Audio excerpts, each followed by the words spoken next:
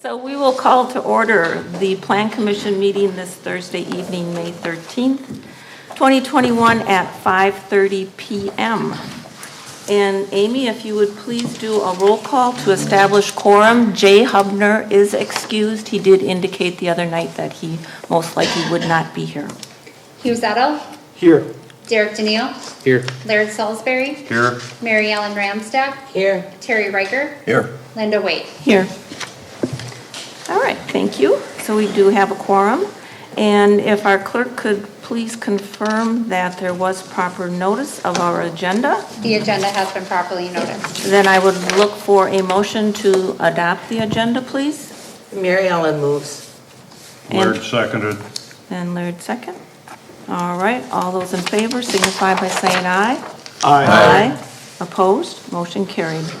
Public participation.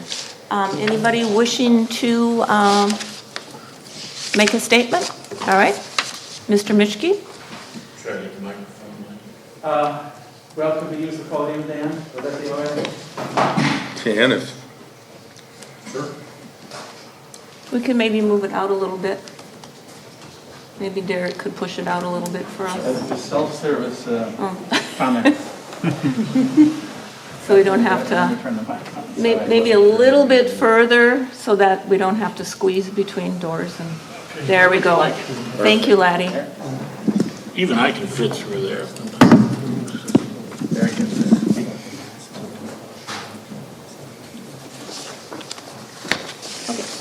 You can hold on for one moment, please. Sure. It was just suggested that for those viewing at home or whatever, as the chairman indicated and our clerk confirmed, that per the CDC, if you are fully vaccinated, you do not have to be wearing a mask, correct? Okay, thank you. Just in case there was any question on those watching from home. Since Thank you. February 20th. Thank you. Actually, getting up here is going to take longer than my comments, I think. First, congratulations on the calm and orderly public hearing the other day. You can tell there was a lot of thinking and effort then, and it paid off. And this is from the guy who was in the eye of Hurricane Quarry Bluff. So thank you for arranging the hearing. Just a few observations on the meeting the other night. I noted that really there was very little and no real opposition to the ordinance as such, or the fee, except of course for the maximum, what I call the maximum booking limit. I am a bit perplexed why there was such a strong opposition to the max booking. It's really not clear to me from an economic perspective. We've heard from STR owners that the average rental is 3 days, and I guess I'm going to make an assumption that that's more on weekends. So how many really fewer bookings are we talking about? We're really just trying to reduce the churn, as it's been called, which I think is a positive thing. And it's kind of, there were a lot of comments that it was going to collapse, and even written material about collapsing the marketplace, and I just don't, I remain to be convinced. Reduce the churn, as it's been called. Okay. There was a lot of confusion on the max bookings per week, as I call it. Some of it was misinformation. Some of it, I think, was just disingenuous. Part of it was dramatics. I do wish that the language was simpler. That, I think, is a bit of a problem. I'm not a lawyer, but something, it seems to me like one booking from Sunday to Sunday might make it easier and clearer. But I think the effective date needs to be clarified, and maybe there's something need to be discussed. Finally, I think there's been plenty of input, and of course there was a lot of appeal to mediation, and that's on your agenda. First of all, I'm not quite sure what would be mediated. Where do you find the medium of? Secondly, if such a thing would take place, all the interested parties, including the residents, need to be represented, which then these other questions, what are the rules of the mediation, who pays for it, is it binding, et cetera, and who decides? But again, congratulations and thanks for all the hard work. And that's all I have to say. Thank you. Thank you very much. Anyone else wishing to speak? Please come to the podium and state your name.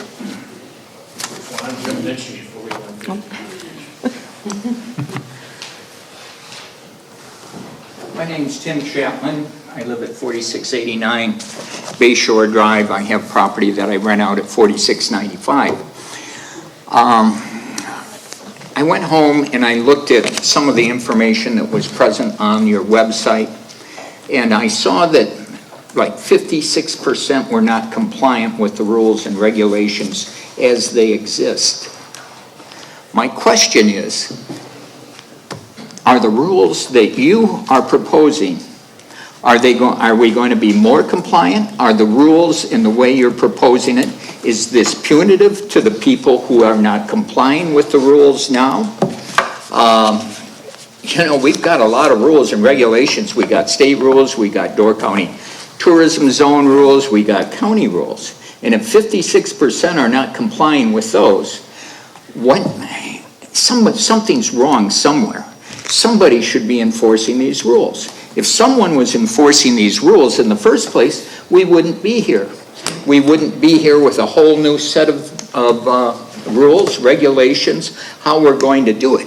The major thing that happened so far is that there is nobody enforcing the rules, regulations, and ordinances already on the books. And they aren't that much different than what we have here.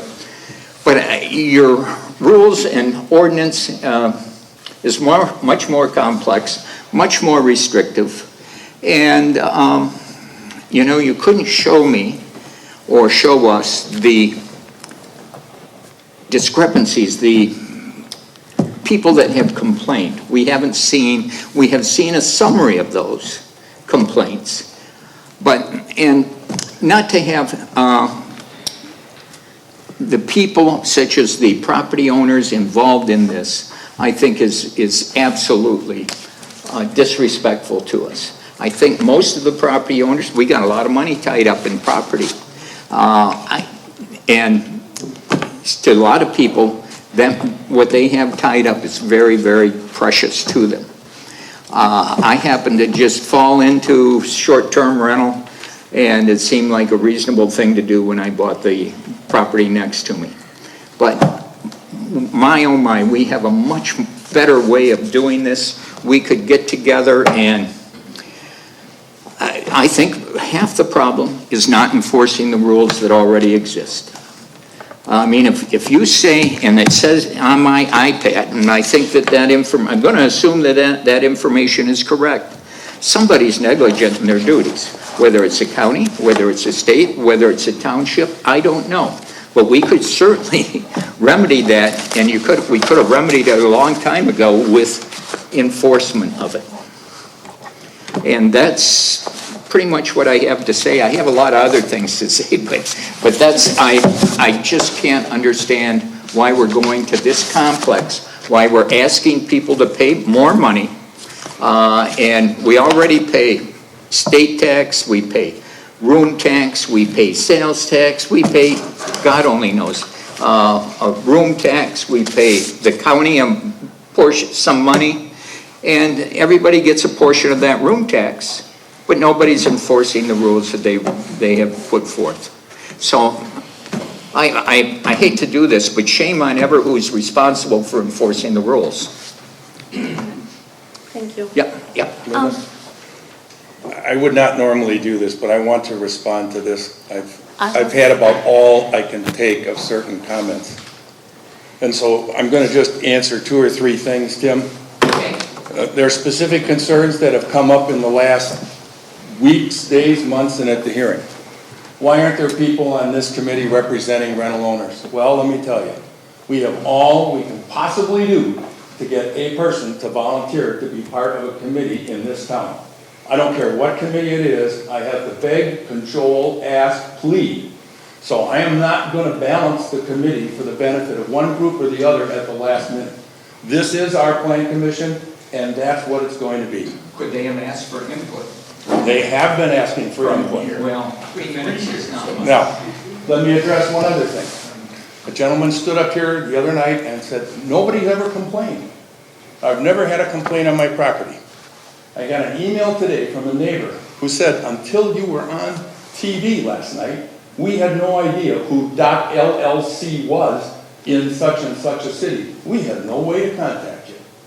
And inside that, and a myriad of emails is, as neighbors, we often grin and bear it. And that's a problem. I'm no different. As town chairman, I get phone calls at my home all the time. Fire, you name it, right? They do not want to call the sheriff. They do not want to claim. They do not want to complain. They do not want to be tagged as a bad neighbor. So they grin and bear it. So there are tons of issues out there that are a little deeper than the cursory comments that you heard last night or that I see every day. I'm not going to go any further. I just want to address those two things and leave it at that. Thank Sorry, you. I didn't mean to interrupt. No, that was going to be my next comment, was that after public participation, we could have a response, and we've neglected to do that. And maybe that's a procedure that, after public participation, Plan Commission members or board members could respond. So, thank you. All right, anyone else wishing to speak? Pam? No, will you respond back to me now if I have a question? Is that? We'll try. We will try. Okay. My name is Pam Jorns. I'm with JR Vacation Rentals. Lately, I have been speaking with some sanitarians, some septic people regarding the pouts. And I just have a couple questions regarding it and some things because you want to limit, 2 people per bedroom, 2 people per bedroom. When I was talking today, it is on a septic system, it's 300 gallons per day or 100 gallons per bedroom or 50 gallons per person per day that would have to empty into a septic system. So my question is, if you're trying to limit the people in bedrooms and reducing the size, if you're doing that for STRs, shouldn't you have to do that for all of Sevastopol? I mean, if it's a law and it's something that is a county thing, if the STRs have to follow it, why wouldn't each individual owner in the town of Sevastopol have to follow that same regulation? And then secondly, after I was talking to a person today, he also said on the septic system, a plumber can install what they call an event counter, and that will tell. So if you had a 2-bedroom and you wanted to sleep 6 people, you could put an event counter on your septic, and it would tell you your flow that is going out of the property. So if it exceeds the 300 gallons per day, then you would have to back off how many people you can sleep in the property. If it doesn't, then you could sleep possibly more people in the property. So those were my questions. I would, if we can come up with something where, it's discrimination because you're discriminating against the STRs. And myself as a real estate agent, now if I wanted to sell a 2-bedroom house to a family of 2 adults and 4 children, legally I shouldn't, because I know that they should only have 2 people per bedroom. So why should people that are just living here be able to break the rules and the STRs aren't? Thank you.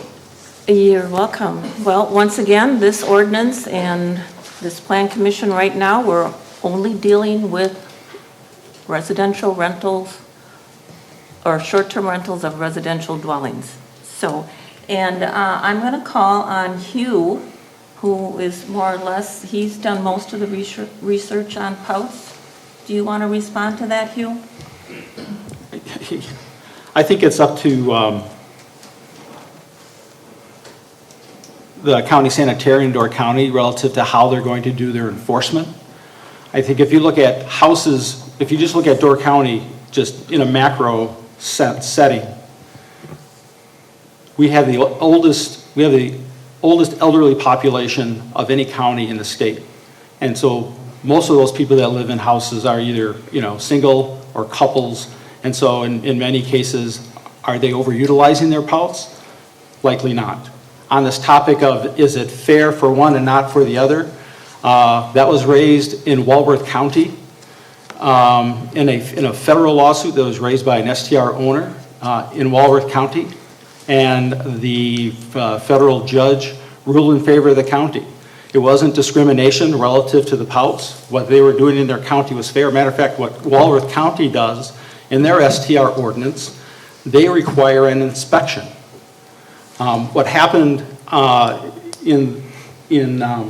Glidden Drive, where the house was sold and they did a full inspection and they failed that system, and then yet they still ran an STR on it, and yes, they had a full year to mediate or to fix it, but as was raised by the town chairman to the county officials, this wasn't a hardship case, because the people who own it live in Beaver Dam, they're commercial developers. They actually have another house on Glidden Drive, so they own two properties, plus they're permanent resident in Beaver Dam. So this wasn't a hardship issues in the case of a family whose system failed, and you don't want to put them out of their house. This wasn't a putting someone out of their house issue, and yet they still were able to get extended until September of this year, which is crazy. And then running a STR where they claimed to house 10 people on a tank that was so old it predated permitting pouts, so it was pre-60s, 1960s, and so they had to estimate what the size was. Okay, and the 500-gallon dry well, which is what that system was, in today's standard, the 500-gallon septic would be for one bedroom or two people max. Okay, so those are good questions, Pam, relative to fairness and how they are inspecting pout systems and how they're operated around the county. And I think that's also going to be a challenge when we look at pouts. Pouts isn't just septic systems. The 2 people per bedroom also is for holding tanks. Okay, so that's something that we're going to have to Tim's point about enforcement. There's a lot of questions for the county on enforcement and how they enforce that. And what we're doing is we're enforcing the county ordinance on pouts, which they basically are mirroring the state. They can't do anything more specific or different than the state from a specs perspective, but they can do testing or other things to make sure they're compliant. Walworth County, which is probably in terms of tourism dollars, is about 1.5 times the size of Door County. In their STR ordinance, as part of the initial application, they've put in a pouts inspection, because that's one of the last things people think about. They think about pouts in terms of capacity, but they don't look at it like someone looks at their furnace to say, hey, is this thing still going to run fine? Is it going to hold up? Because it's sitting underground. And I think those are things that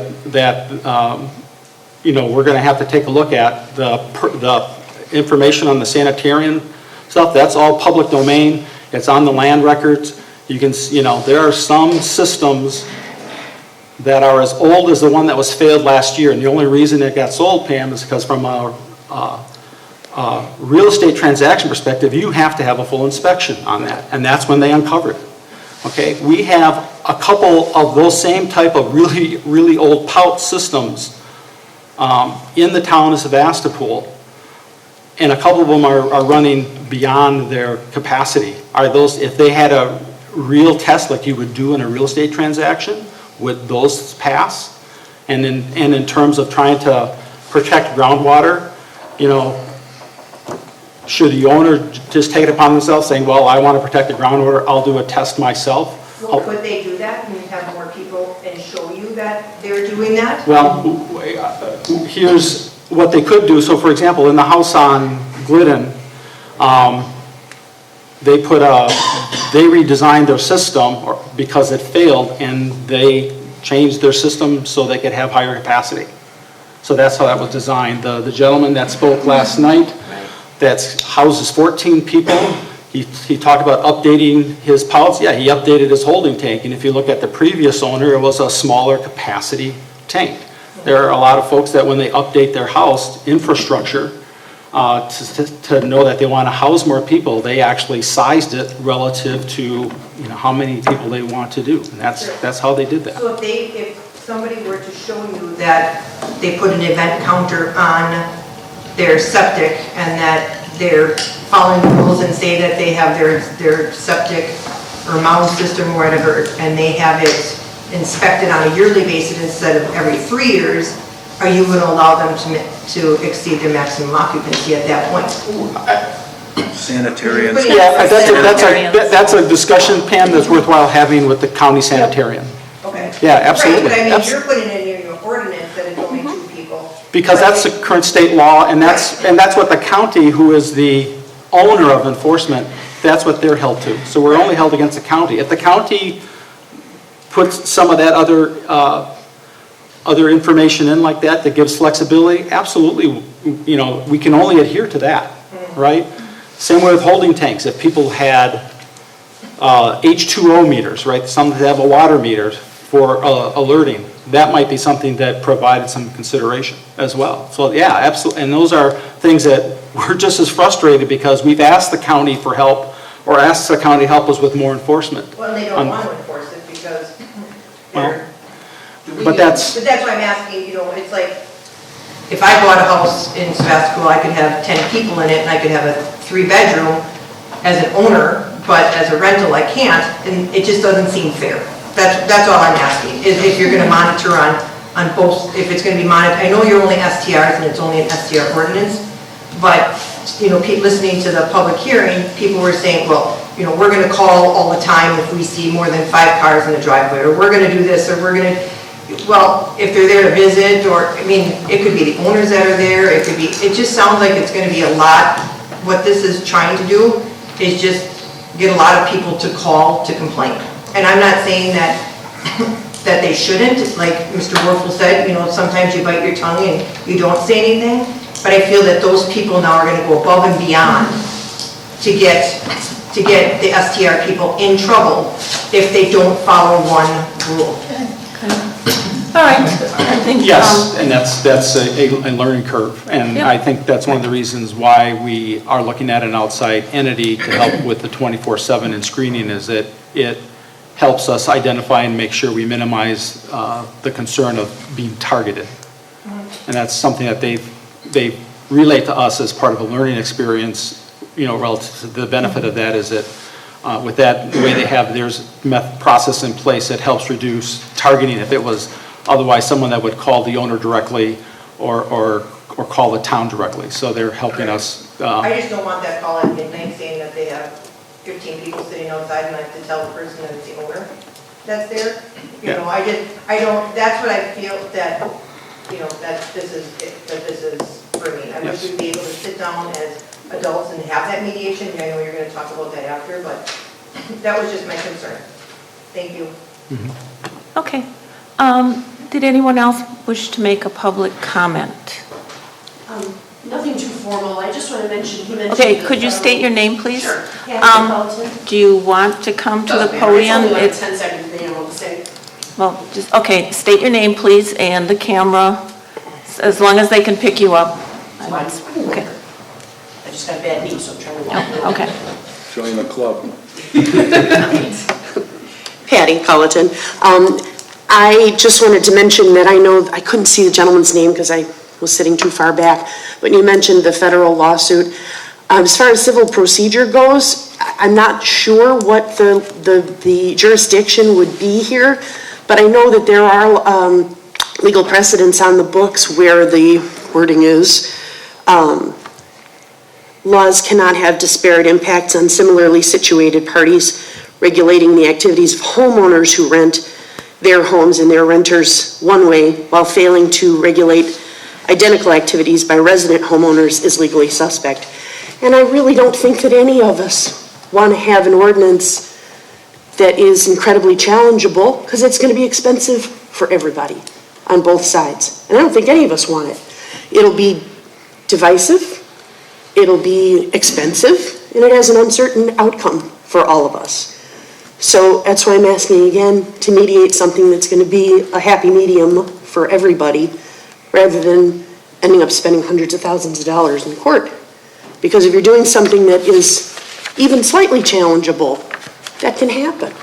So let's find something now that nobody's going to be willing to do that or wanting to do that. Okay, thank you. Anyone else wishing to speak? No? Okay. All right.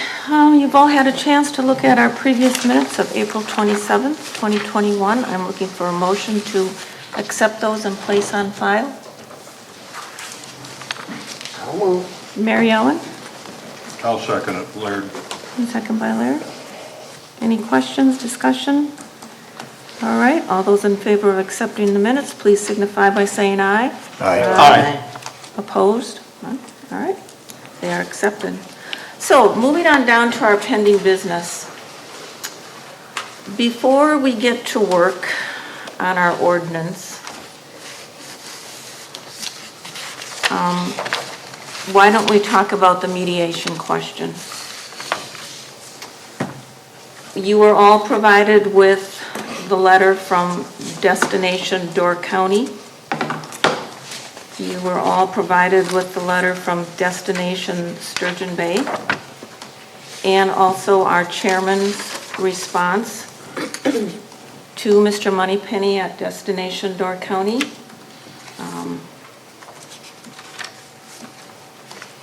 I think he stated it the way I'm totally fine with his response. We have been studying this, working on this project for a long time.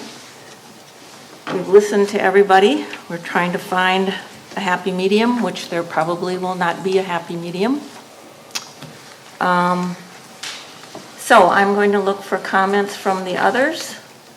If someone wants to start, maybe you or Terry. This is specifically just on those Just two- on the mediation On the question. mediation. Right, you have the 3 letters. I guess, from my standpoint,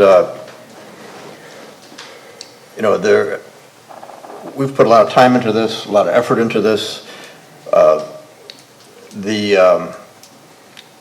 When Tim said there's no input, we must have had 12 to 15 meetings that were open to all of the town residents. They've had an opportunity to come here, voice their opinion, tell us what they think, tell us if they're not happy.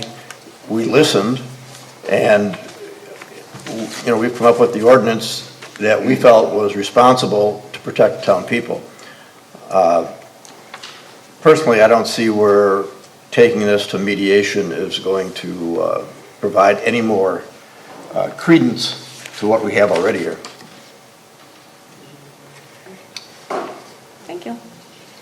Hugh? Going down the road here? Sure. Yeah, I mean, to Terry's point, we've had 11 plan commission meetings, and I know Mr. Mischke has attended 10 of those. We have had a progress update with the town board. We've received over 140 plus pieces of email correspondence that was forwarded by the town clerk, at least 140. We've reviewed multiple municipality and county ordinances. We've benchmarked county implementations of ordinances that have a minimum night stay as well as other provisions. We reviewed past and pending litigation that's occurred in the state regarding Act 59. Relative to these inputs, we've had inputs on both sides. And, we were tasked by the town board as a plan commission to deliberate and balance the conflicting views and desires of town residents and those that operate in the town. Okay, the Act 59 allows us to limit STR occupant, or not occupancy, to lay ordinances on short-term rentals for less than 7 days. If you look at the legislation when it was offered, The intent of it was to allow people to rent their homes for 1 week or longer. That was from Representative Tim Cullen from Waukesha County. That was the intent. But that's not, the way we see it being used. That's not the trend. And so, on one hand, it's a full-time resident that says, ban them all, we can't because of state statute. For 7 to 29 days, we can't do anything. For less than 7 days, the towns and municipalities can enact ordinances, okay? There are some municipalities in the state that not only ban them for less than 7 days, they also put in the 180-day restriction, which just says after 180 days, you can't, you can be limited that way. We talked about that in one of our first meetings, and we all said, no, we don't want to put that additional restriction on. We talked about, the minimum 6-night stay, and most of the feedback we got from the residential STR owners saying, hey, what about the shoulder seasons? There's a lot of Oktoberfest, people want to go cross-country skiing. The town chairman is, because the supervisors have gotten a ton of calls on this that we as Plan Commission aren't getting, saying, hey, what about the shoulder season? I need to have my house available to be booked, for the weekend and long weekends. Well, our change from the minimum 6-night stay to the 1 stay per week basically provides that capability. So, the other part is on ordinance that was talked about fairness, is that most of the ordinances we have in the town didn't contemplate how to manage transients in a home. And the state actually recognizes it too in the sanitation requirements and actually in some of the DAT cap relative to how tourist rooming houses are being used in the age of Airbnb and VRBO. We've had a legislator tell us that, yeah, you have to look at what's happened after we pass a law 2 or 3 years after to see how things are really happening, how things are really being used. And the legislator said there are some issues. Pouts is one of them. Not having DAT cap provide the actual number of maximum occupants as part of a license and providing the information is another operational challenge as municipalities lay that out. I'll take the pet ordinance as an example. The town's pet ordinance is the context of pets that are owned and housed on premises of the people who live and work in the town. Okay, so when we talk about transient pets, that was never contemplated in the ordinance when it was put in place several years ago. So should we update the original pet ordinance to reflect this new reality? Should we require transient pets to get a pet license from the town, and that way they can be fully capped under that ordinance? That's burdensome, as well. Or do we just put in specific provisions relative to the context of managing transient pets and put it in this ordinance? Those are the things we're trying to balance, okay? We're trying to be as fair as possible that way. That's, when I look at this, I think the whole notion of mediation usurps basically what the town board has asked us to do and all the deliberations we've done with all these activities. Town of Liberty Grove basically started with our ordinance. They have property rules. They have rules regarding pets, and I think they had their Plan Commission meeting last night. I think they passed out of it, but no one's asking them for mediation, and I think the only reason why is the minimum night stay requirement. And Town of Liberty Grove is going to be using Granicus as well. They're going forward. But no one from Destination North County is, pounding on the table and saying, hey, Town of Liberty Grove, that's not happening. It's only happening to us.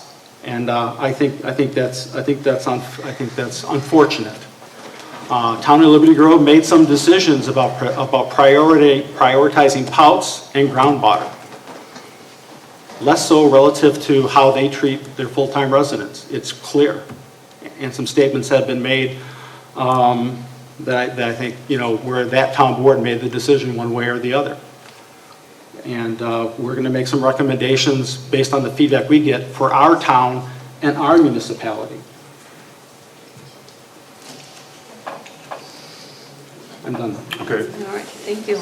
I concur with both comments that both of the other members so far. The other thing that I have noticed, at least in terms of personal feedback that I've received from many residents, has been twofold. One, relating to the fact that we're still talking about a business in an area that is zoned single-family residential.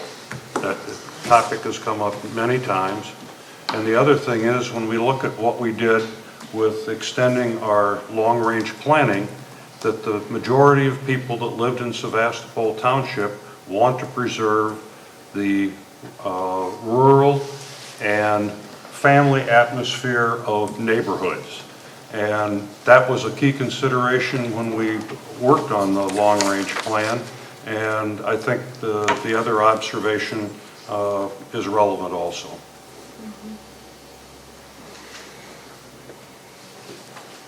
I also concur with Terry and Hugh and Laird, and I really have nothing additional to add to that.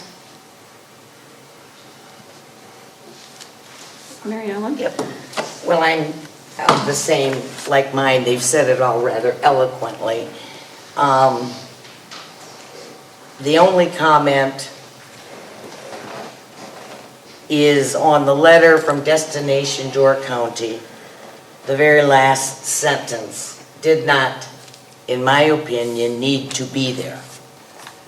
And it said, please try to look past personal opinions and do what is best for the town of Sevastopol in Door County. There was absolutely no need for that to be in there.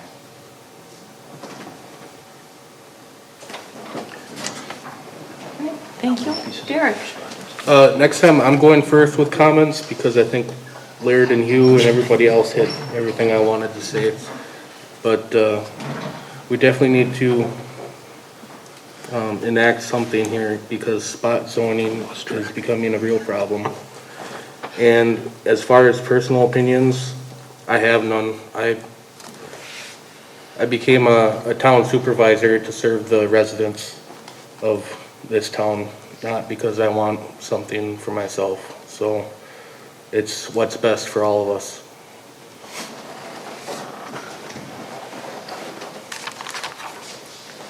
Okay. All right, so we can set that item aside, correct? Mm-hmm. All right.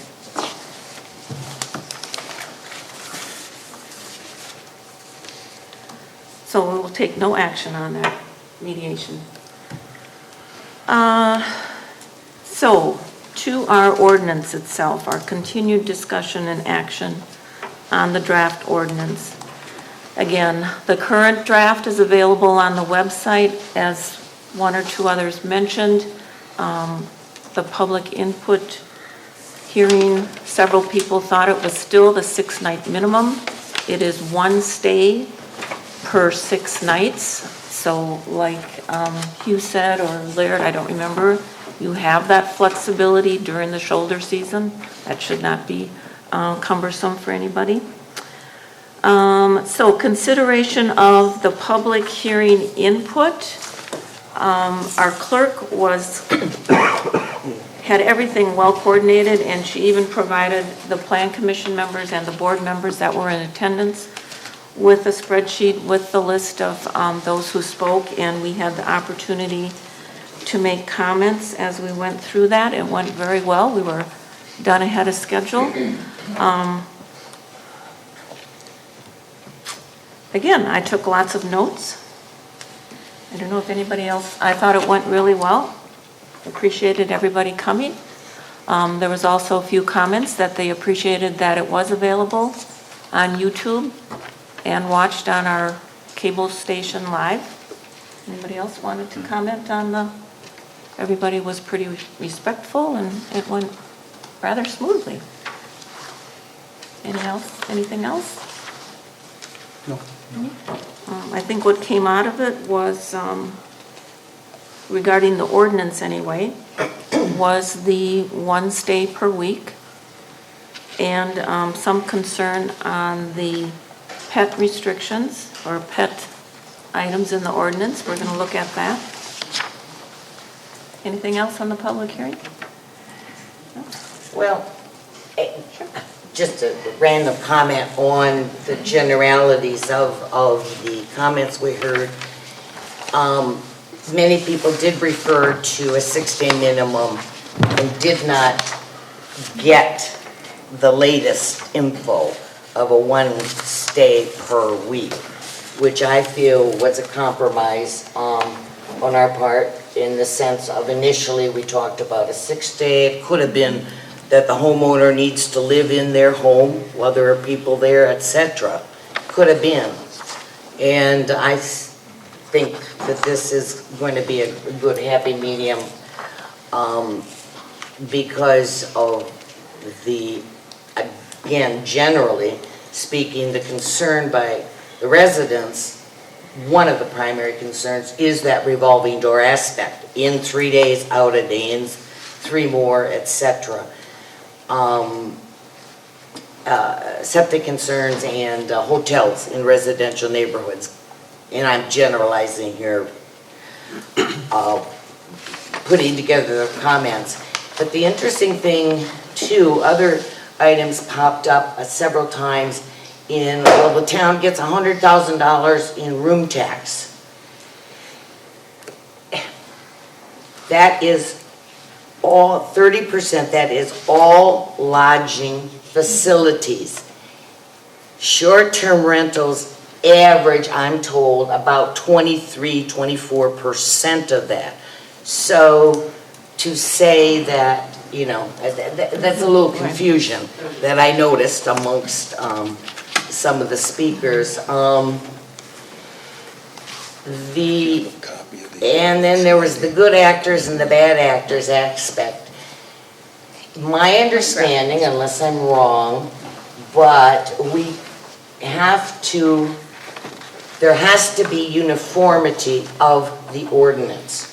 We cannot pick and choose who's a good actor, who's a bad actor, and whatnot. It's a uniform, have to cover all the bases. What else?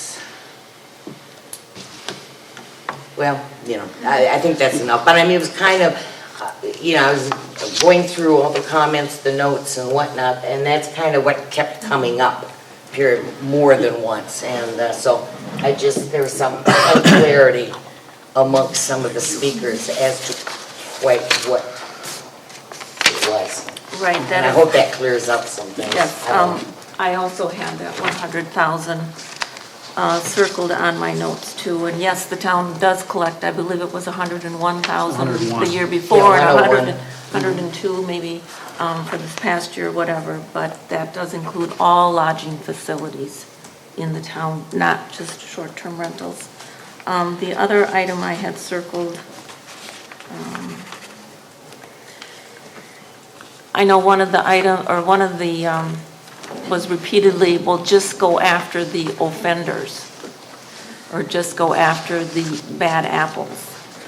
Well, unless you have something on the books that says this is a no-no, you can't arbitrarily target someone and say, hey, you're doing something wrong, if you don't have a rule or a regulation or an ordinance on the books that says it is a no-no. That's what I meant by the... So we're not, yes, like I said, you know, somebody may ruin it for somebody else, but unfortunately then the rules apply to everyone.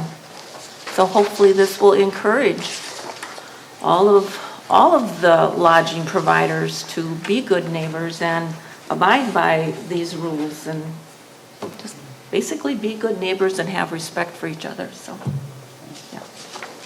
Just one comment on that, because I know the one gentleman who we waited for the last word, last speaker, you know, talked about that he's on a 6 acre lot, you know, and so noise, next door neighbors, that shouldn't be an issue.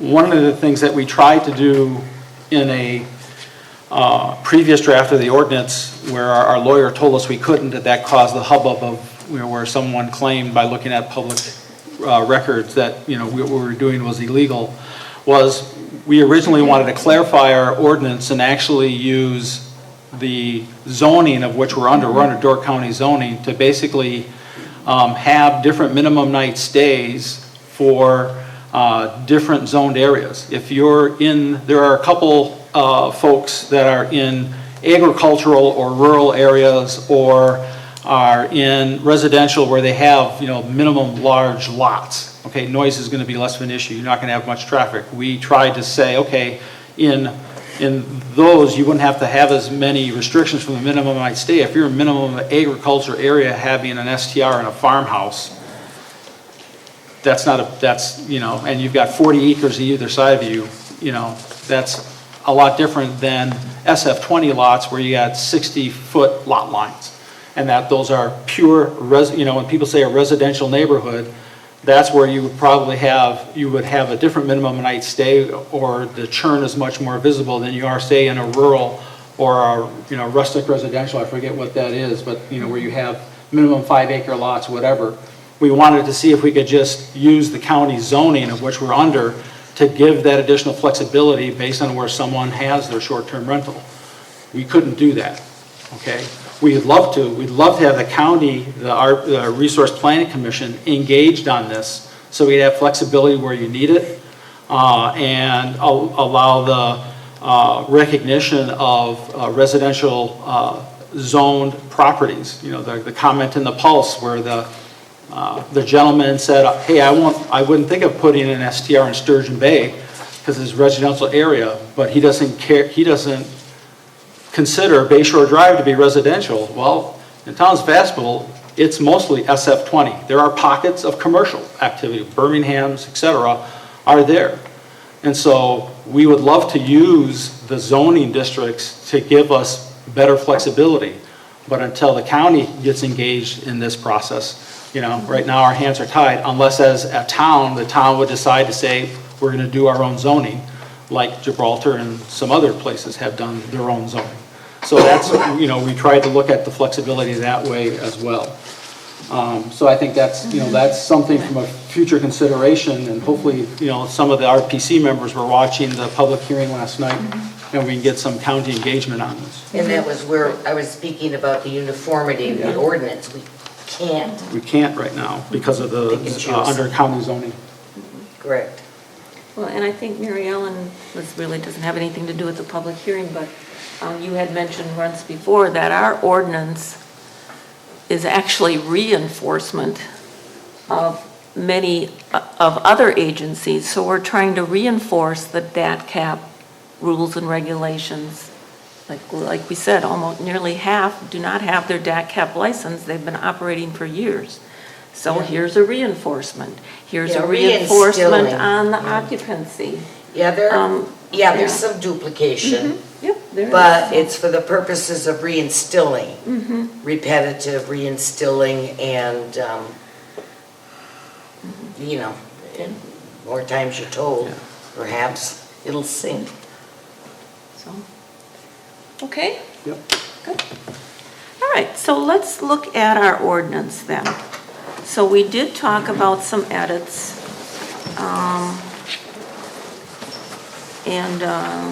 We'll just start on page 1, I guess. I think page 1 was fine. The next item that we talked about at our last meeting, and this is on page 2, it's section 6, item D1, where we had the residential dwelling.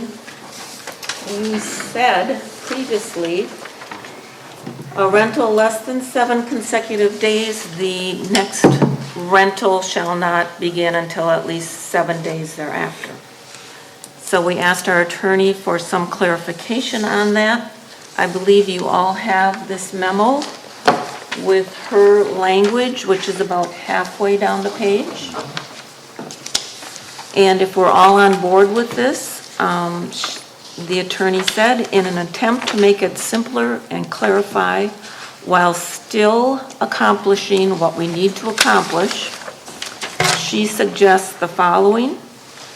If the rental of a residential dwelling is less than 7 consecutive days, the first day of a subsequent rental of less than 7 days may not begin until the 6th day after the first day of the immediately preceding rental.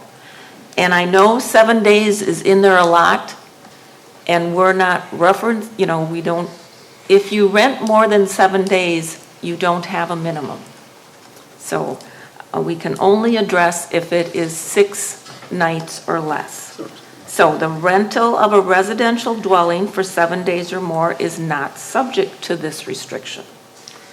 So it's only 6 nights or less. So one rental or one set of guests per every 6 nights. Yes, Mr. Chairman. I know we struggled with this one, trying to convey the correct legal verbiage. And I know I've asked our town attorney on 2 occasions to take a different stab at it. This was her most recent. I can't say that I think that it's any clearer. I agree. I think, I had a thought here while we're going through it. We have 2 other communities we've benchmarked against. Ashland, which is a 6-night minimum. Bayfield. Or Bayfield, excuse me. And was it Walworth, the other one was 6? Walworth County and Town of Rome. Town of Rome. So my suggestion is, let's go and see what verbiage they use and see if we could borrow or if that clarifies. And maybe you've done that. It does, yeah, and it doesn't. It doesn't? No, Walworth County and Town of Rome both say a minimum 6-night stay. And in the Walworth County FAQ say, well, a minimum 6-night stay is you can have it for fewer than 6 nights, but you can't subsequently. Rent it again. Exactly. So you say a minimum 6 nights and Okay. then say, well, what this means is, and I think, So if this ends up going in, we'll have to do an FAQ page that's huge. yes. Are we, you Well, know, if you go to rent someplace, I don't care if it's a hotel, motel, whatever, they ask you how many nights you're gonna stay. And we're using nights and we're using days. And there's 2 different, you can stay for 5 nights, but really, if you consider half a day when you checked in, half a day when you're going out, you're really more than the number of days that we're talking about here. So, to me, we ought to get consistent. We either use days or we use nights. And the standard in the industry is nights for anybody who's booking any place. And we're basing everything on days. That's, to me, just adding to the confusion. Well, it's not perfect. I am inclined to go with our attorney's recommendation. Well, I am Even too. though it does seem confusing, and we do, we are working on some frequently Right. asked questions I was that hoping will that- be posted and provided to our short-term owners that, okay, so 1 stay per week. Yeah, they can stay 2 nights, they can stay 3 nights, but it's 1 stay within a 6-night period, and your second group of guests doesn't come in until 6 nights thereafter. And I believe we do have the capability of monitoring that through our outside resource. And in the public hearing as well, I think it was Pam Seiler that suggested we use day terminology instead of using nights from her experience in Destination Sturgeon Bay and how they do bookings. I agree. Well, that also coincides with what, the state says. Right, well, and the days terminology coincides with the state statute. So I think that's where It may get the- another tweak as we go down the road Yeah. if it ends up being 1 and 6 or whatever. And But I the was just 7 hoping that days somebody had it. has 6 nights in it. Right. We can't restrict, 7 days plus. So we can restrict back-to-back, so less than 7 days, 6 nights. Right. The attorney did give an example, which I think this will help clarify, and we would include these 2 examples in our memo or our frequently asked questions. Example 1, rental 1 begins on June 1st for 3 nights, or 2 days, or, I'm the sorry, other way around. 3 days, 2 nights. Rental 1 begins on June 1st, and the people are staying 2 Nice nights. reading. Okay? The next rental, rental number 2 of less than 7 days, may not begin until June 7th, okay? So that's your 6 nights in between, if that helps. Here's the other example she gave. Rental 1 begins on June 1st for 7 days. Okay, no restrictions, it's more than seven days or 6 nights. You know, rental 2 of any duration may begin on Thursday, June 7th, since it would be 6 days after that first day. I'm not sure I made that any clearer, but those are the examples that our attorney. So like I said, I'm inclined to go with our attorney's recommendation. I Are think we it's- all good with that? or- I think it's as clear as it can be, but it's Right. more clear than what we've got written down now in the Right. draft, especially Right, that last part of it where it says unless the subsequent rentals for a period of, that I think is where the more confusion occurred. And I think this is clearer than that which we have written at this point, so I would suggest, or do you want a motion on this, or what? why don't we wait Okay. well, unless do you want to act on these piece by piece, or do we Yeah, want let's to wait? act on piece by piece. Okay, so yes. Okay. Would you like to make a motion? Then I will move that we replace item 6D, number 1, with the Attorney's with the recommendation. attorney's recommendation of revised draft language. Okay. Do I need to reference or read all of the, can we, okay. No, I think we're good. Amy, you good with that? All right. I second it. All right, and then Hugh is second. Any further discussion on that item? All right, all those in favor signify by saying aye. Aye. Opposed? All right, that motion is carried. So I don't think there was any question about our references to pouts or anything like that.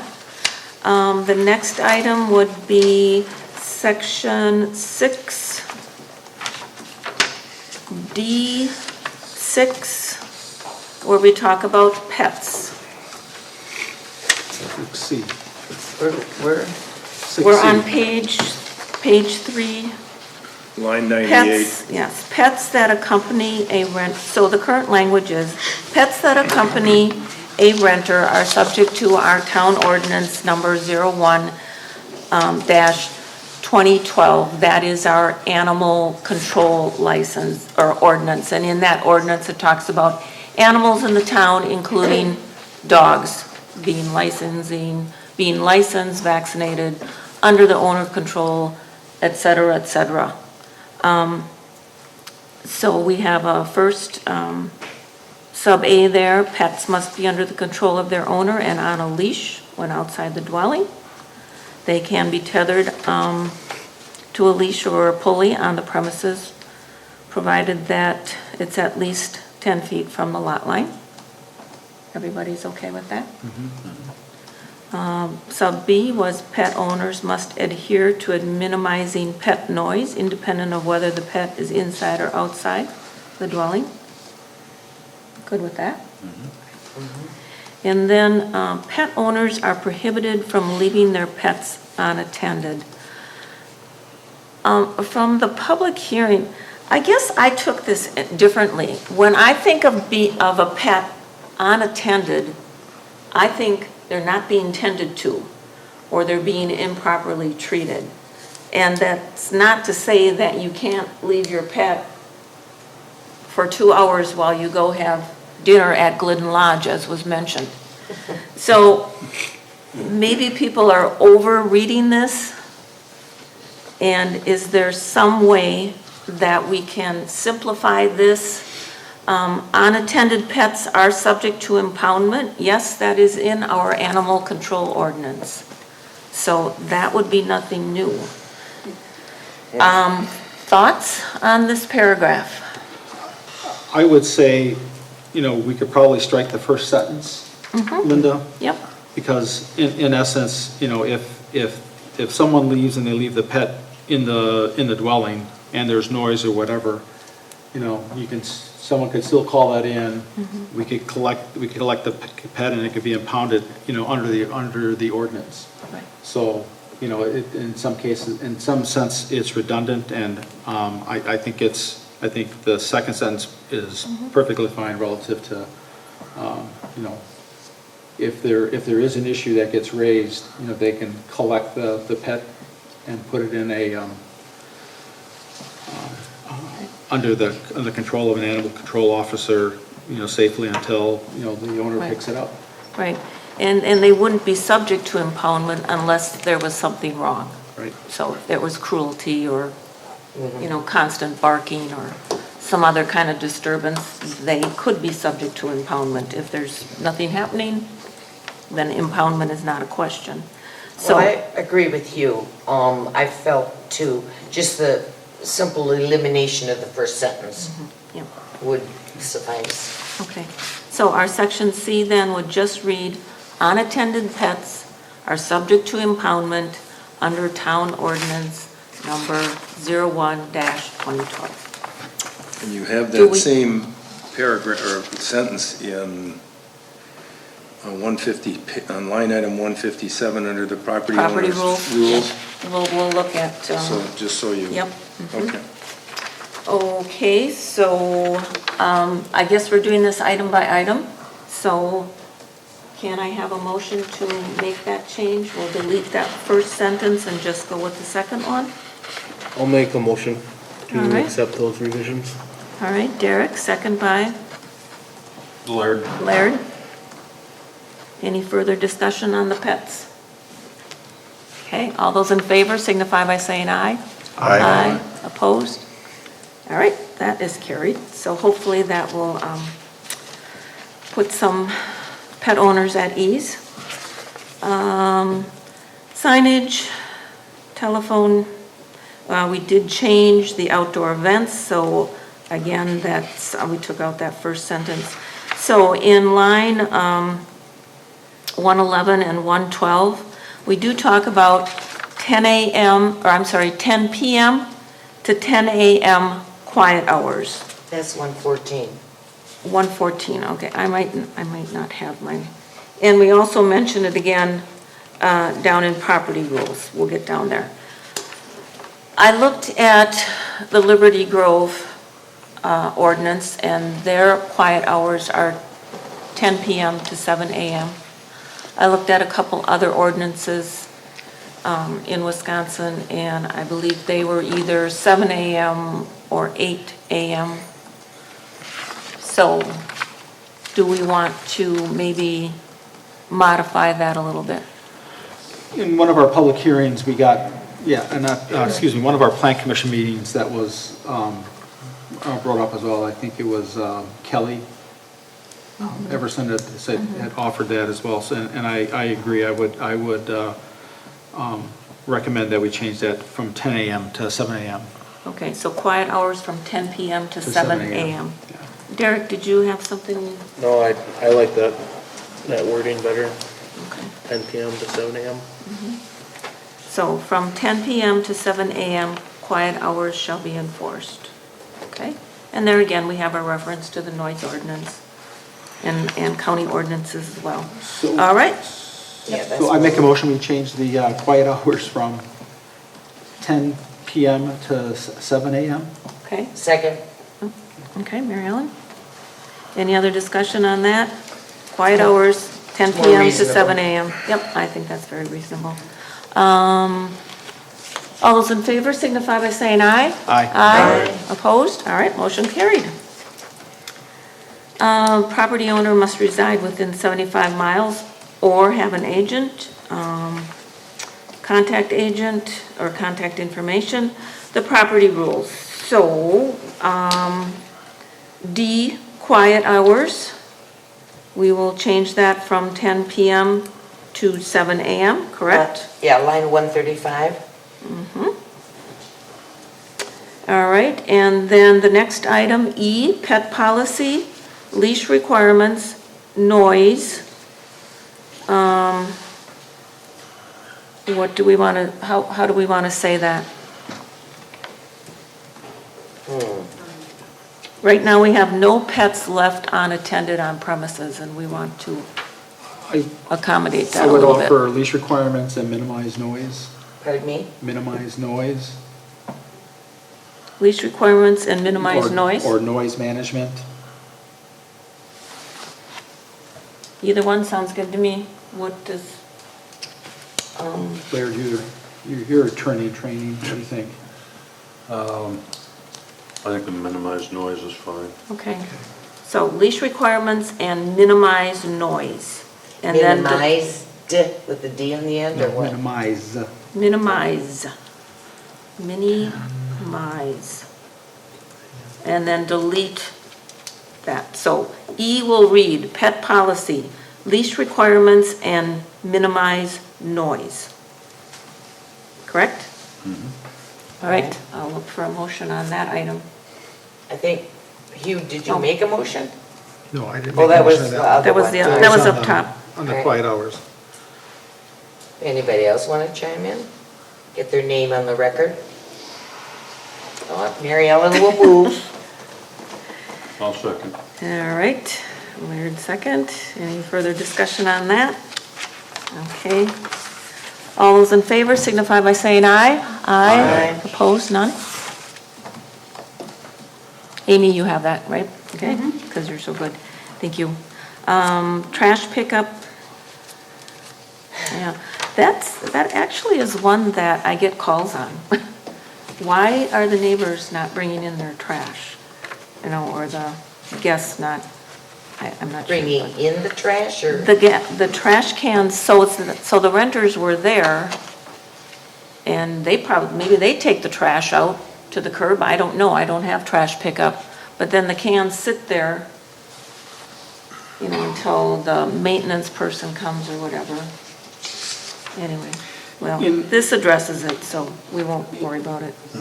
We In have it the, up top. Yeah, just from a benchmarking perspective, Yep. in the Bailey's Harbor draft, when you look at the records from their plan commission, that was one of the biggest complaints about trash cans being out there more than 24 hours, you know, sometimes until the next person would show up to rent. And that's in the village of Egg Harbor, that is also a requirement. So they actually have specific requirements of, you know, trash cans can't be left outside for more than 24 hours after, you know, they put it out. Emptying or whatever. And in our ordinance, you know, we have it as a property relative to, you know, managing the trash properly, and Liberty Grove has our same language about, you know, basically stating in the property rules, so. Okay, so I think we're done with that page. I don't think there was anything we were missing from the property rules. I think we've covered just about everything. Somebody at the public hearing, and I don't have them in front of me, I thought it was Carrie Chernagle. It provided us with, I thought, a list of their property rules, but if we get Or a she chance. said she Yeah, was if we going get, to. or she said she was going to, Yeah. and I don't know if we ever did get them. The Tourism Zone Commission also has good neighbor policy rules out there that people could look at. I think we have looked at that. Yes, that was one of our sources. But we're creating our own, correct? Well, no, we're not, no, we're basically codifying what Door County Tourism Zone would say would be a nice, hey, you guys should do this, it's a good thing. They're guidelines, but, you know, they're not followed, you know. Okay, but we do indicate that we have a minimum amount. We have a minimum So amount. their set of property rules may not have what we have. Correct. So, Correct. I think to Mr. Chapman's suggestion, what I think I'll do in a follow-up is just show Door County Tourism Zone and where we have the applicable, you know, equivalent Okay. in our ordinance to show that, you know, we're taking best practices and Right. codifying it so that people can be held accountable. right. Right? No one can be held accountable in the Door County Tourism Zone. frustration with the Glidden Drive Association, which also had good neighbor practices going back to, I think, 2014. Also had many of these, but yet, they were It just made suggested. no sense to me to have a tourism zone and one of ours and one of somebody else's or whatnot. Right. Just one thing would simplify. Well, you could have 50, but if no one's accountable to any Right. of them, it doesn't make sense. So we have some, we're not making, I think the point is, we're not making this out of whole cloth. No, We're taking best practice recommendations and things that the tourism zone has tried to cajole their permit holders to do. And, the fact that, the Village of Egg Harbor, has language, the fact that Bailey's Harbor in their draft has language, the fact that Liberty Grove is also putting stuff in, it just shows that cajoling doesn't necessarily get right. results. But I guess on line 128, it says, a list of property rules must be posted, must contain a minimum of that information.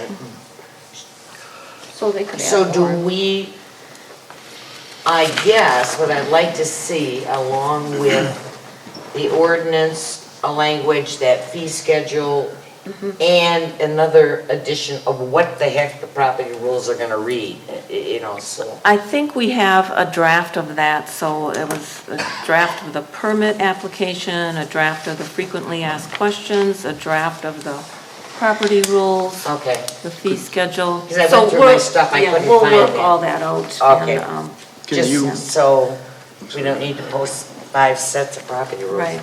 So, That'd be I a got bit lost much. here in the Just shuffle one moment, somewhere.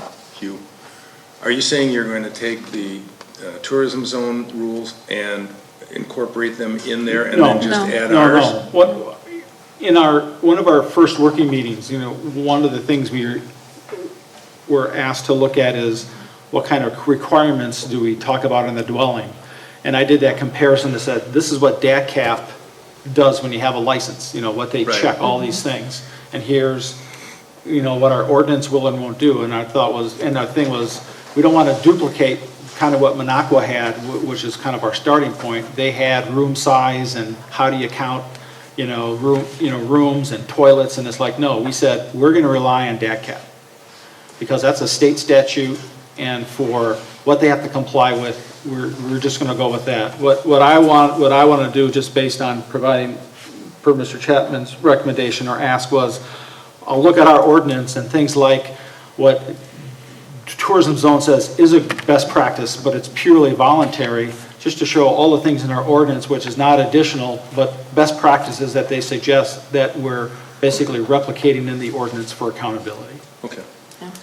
Tim, did you have a question? Do I understand that you're going to provide us with good practices and instead of us trying to interpret what we're supposed to put, but you're going to give us, you're going to make a draft and provide it to the property owners? Correct. Okay. It'll be a sample. Yep, that's great. And, whatever comes out of this ordinance, we want to make sure that all of the owners have plenty of time, and there'll be lots of samples in there.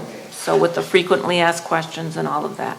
Point of clarification, in that language, like the license fees, is not actually part of the ordinance. Correct. Correct. So it can be adjusted, modified with experience without going through an entire ordinance procedure.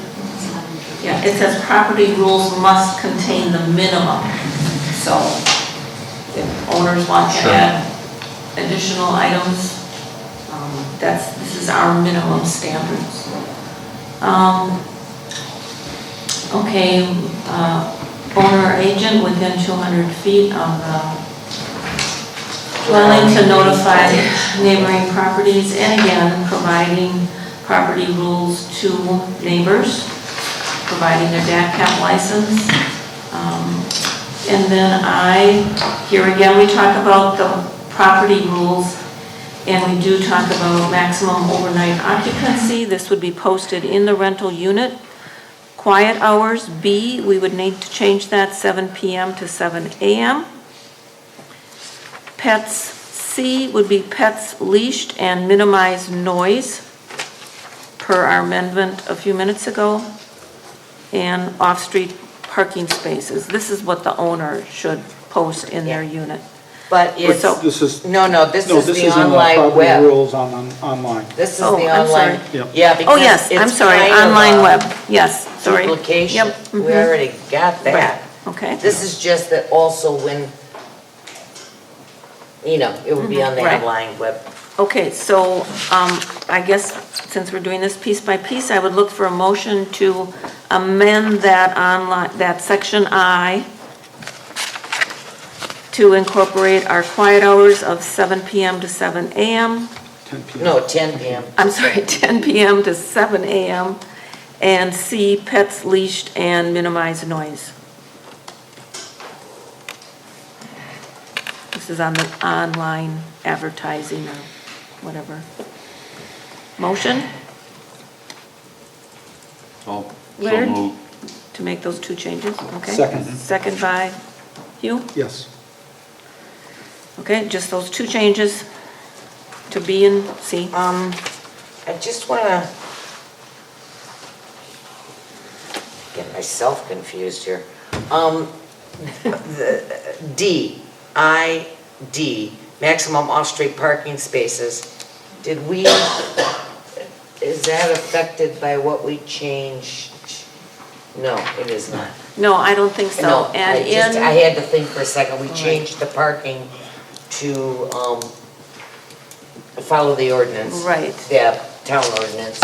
and in our permit process, I believe we ask for a The number of, description or a map of the, rough drawing of your property Yeah. indicating this is the parking spaces for my guests. So we'll cover that okay, covered. then that Okay, clear? does not need adjustment, okay. All right, all those in favor signify by saying aye. Aye. Aye. Opposed? All right, motion carried. All right, and then J, homeowners liability or business liability insurance. Okay, so we talked briefly, I don't know if it was our last meeting or the meeting before, about adding another section, K, to address that if there is a question on the dates of a stay, or the amount of people that sleep there, or some other violation of the ordinance. We talked about having access to records. And DATCAP already requires owners to keep records, register of names and addresses and all that. This would only apply if they were subpoenaed or some court of law indicated that we were entitled to the records. Hugh, you worked a lot on this. You could probably explain it a lot easier than me, so. Yes. If there's a question, if there's ever a question relative to where we want to verify minimum night stay, there are ways that Granicus can get that information, but they have to have the permission from the owner to do that, to basically get the registration record information, which they basically keep online. And But so, they have to get it from the landlord per se, or whatever. from the owner, yes. And so, because, again, Granicus's information is only what's available in the public. So this is obviously the registration information, they would have to, we'd have to get the permission. And so what this is saying, in the case of an audit, we have the right to ask for this information, that basically is information that you're required under DATCAP to list all the people that are staying So in the address. if DATCAP requires it, is that not then public? No, Okay, No. I just no, want you to still have to ask. for it. understand this. Yeah. Okay. And it's not an extra burden No, that we're 'cause it's putting their on the system. owner because you're already supposed to do it. You're already supposed to do So- it. Yeah. So it's basically, it allows us to request that Oh, information. okay, to ask for it should be Yeah. true. Yeah. Okay, I guess for the record, I'll read that so that it is on the record and those maybe listening in know what we're talking about. So this would be a new item K, and it would say, The property owner or property manager of each short-term rental shall provide a guest register and require all guests to register their true names and addresses and rental time periods before being assigned sleeping quarters. The guest register shall be kept by the property owner or the property manager and available for inspection for at least 1 year as required by Wisconsin Administrative Code. If the property owner or property manager does not consent to the inspection of the guest register, the register shall be subject to disclosure to an authorized official pursuant only to a proper search warrant, administrative subpoena, judicial subpoena, or other lawful procedure to compel the production of those records that affords the property owner or property manager an opportunity for pre-compliance review by a neutral decision maker. So again, this is not an extra burden. I do not see it as an extra burden. We're placing it on any owner. You're already required to do that by administrative code. So we're just reinstilling that. And it would only be disclosed by probably a court order, so. Linda, I'm okay with that language. I'm wondering, when we say required administrative code, we know it's the DAT rules. Would it be beneficial just to say, after the code, say comma, ATCP 72.16, which is the actual Is that the section? I have the chapter. but Okay, not what the- was it? ATCP 72.16. I know when you start citing statutes and code, you usually add, or any amendment thereto. Oh, Lord. Do we need to go that far or not? Don't you think that's a given? I hope so. I mean, Okay, if I that won't go section's there. amended for crying My out legal loud. background is showing up, sorry. Yeah. Okay, we'll just leave it. So with that one addition, as required by the Wisconsin Administrative Code, ATCP, Section 72.16.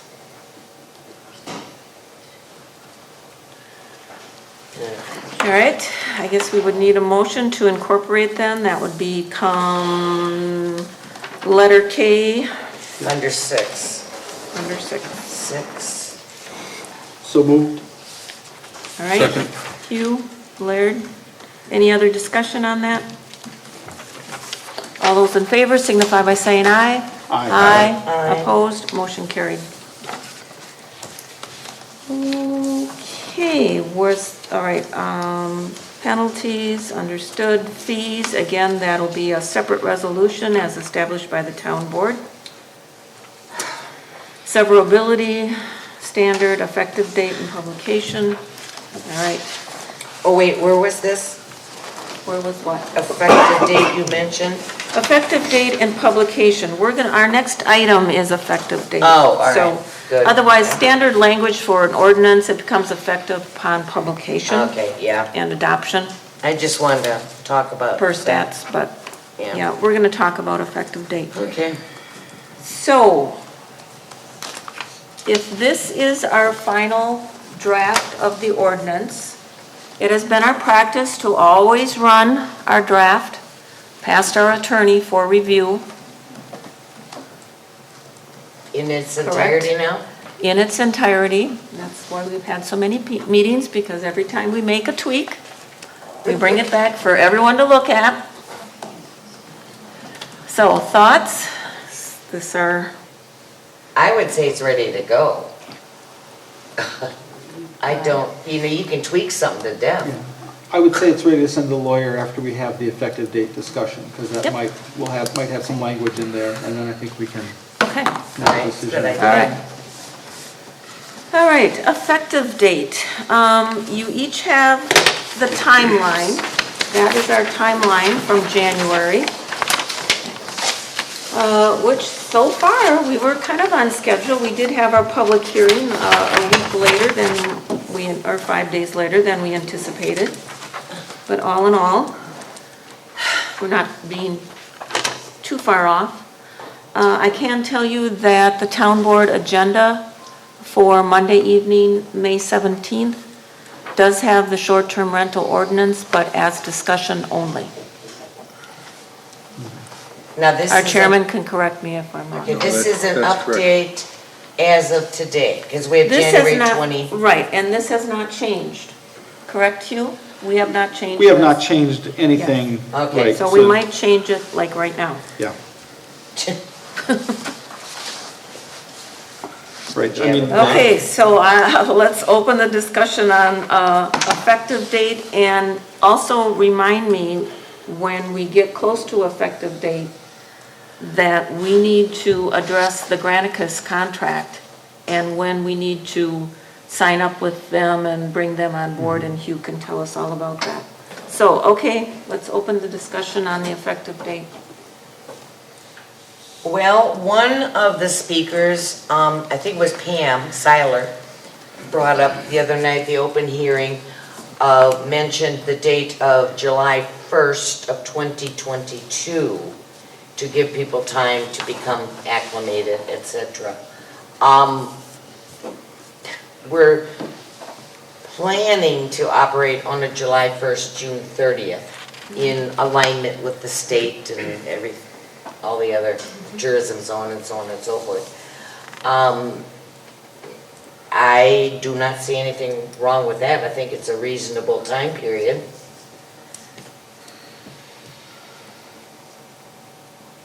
Anybody have a different, something that I didn't think of or whatever? Derek? I think a year is plenty to get it enacted. Too plenty? I'm sorry, Too much? to what? I think it's just right. July 1st of 2022? Yep. Hugh disagrees, I think.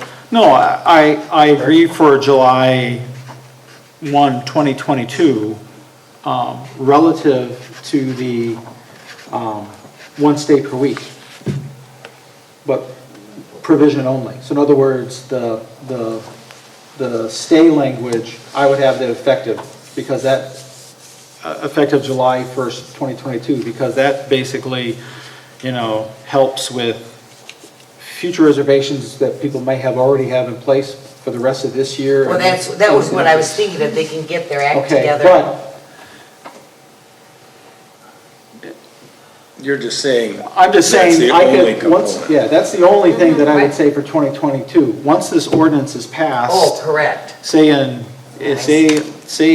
the next meeting when they actually will take action on it is the end of June. So once an ordinance passed and it gets noticed, blah, blah, blah, whatever that date hits, that still could be July of this year.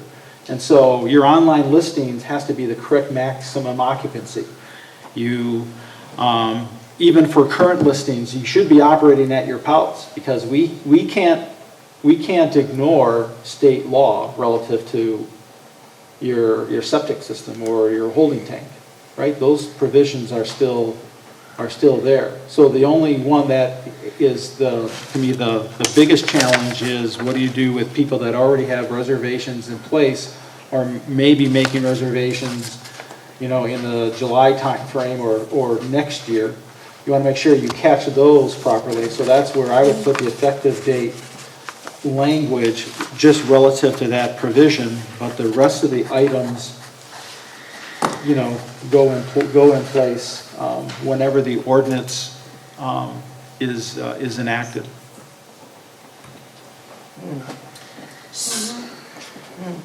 That would be my recommendation. I like that. Terry? Yep, that makes sense. Okay, but you gotta clarify for me again. When the town board acts, and let's just say they pass it, I don't know, August 2nd or whatever they have, becomes the effective date, then all the provisions that are in this go into effect on that date? Except for where we Oh, have, except for the one stay per week, the one stay per week, we would have is effective as of July. July of 22. 22, correct. Okay, I have no problem with that. I think that's the main, Right. just because they may have reservations and this and that. Exactly. So it allows them, once the ordinance goes in place, to make sure that whatever they say online for someone who Gotcha. makes a booking, it's got the correct And maximum by the way, we can occupancy, take your talks reservation about the now, property rules. but as of July 1st, Right. 2022, it's Wednesday per Exactly. week or something, Right. or whatever it's their business. Notify their neighbors. Yeah, okay. All those other things that are in here. That makes sense, because we would then, like you said, we can't ignore the septic aspect, we can't. You know. Yeah, and I think that is quite likely, I don't want to put words in her mouth, but that's quite likely what she was intending when she said that date.